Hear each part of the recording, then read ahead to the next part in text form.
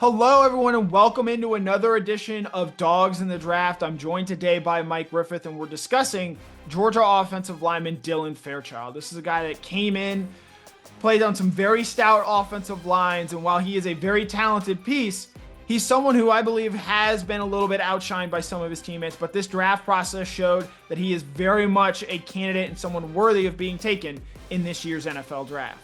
Well, there's no doubt about it. I mean, this is a former state championship wrestler. And when you get into these wrestlers, they're able to use their leverage. And certainly Dylan is one of those guys. He's a blue collar guy.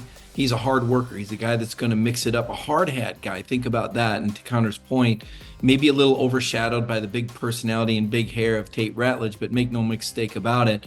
Dylan Fairchild and Tate Ratledge, very hard to differentiate between these two because they're both very tough. They both have many of the same characteristics. Dylan perhaps not as vocal, but certainly every bit as tough. I think he's going to have a good career in the NFL. I think that wrestling background is really big.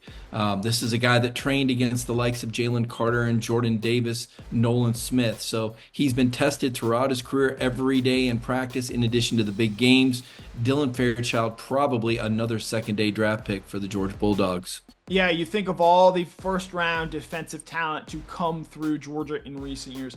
Dylan Fairchild has had to block just about all of those guys in practice. It's a big reason why he was able to make an impact for Georgia at that left guard position. There is a toughness aspect to him where you might see Tate Ratledge more of maybe the glitz and glam in terms of offensive lineman, obviously. Yeah. Whereas I think, as Mike points out, there's just an old school throwback toughness element to Dylan Fairchild. Played through a calf injury for most of the 2024 season, but did not miss a game. I think that speaks volumes to both his individual character and his football character.